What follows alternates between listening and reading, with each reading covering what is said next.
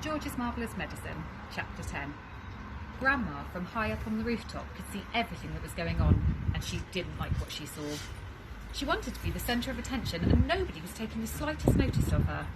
George and Mr. Cranky were running around and getting excited about the enormous animals. Mrs. Cranky was washing up in the kitchen, and Grandma was all alone on the rooftop. "Hey you!" she yelled. "George, get me a cup of tea this minute, you idle little beast!"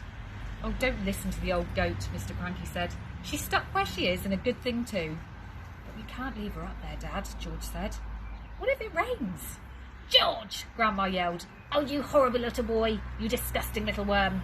Fetch me a cup of tea and a slice of currant cake."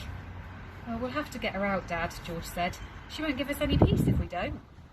Mrs. Cranky came outside and she agreed with George. "She's my own mother," she said. "She's a pain in the neck," Mr. Cranky said.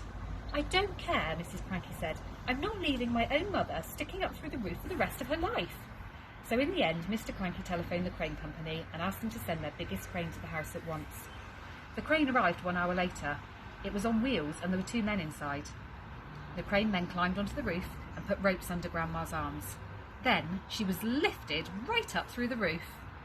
In a way, the medicine had done Grandma good.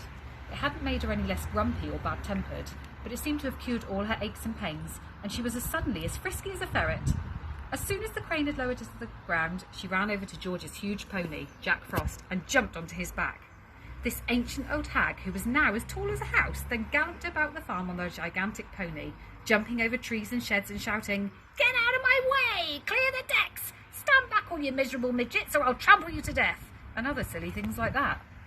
But because Grandma was now much too tall to get back into the house, she had to sleep that night in the hay barn with the mice and the rats.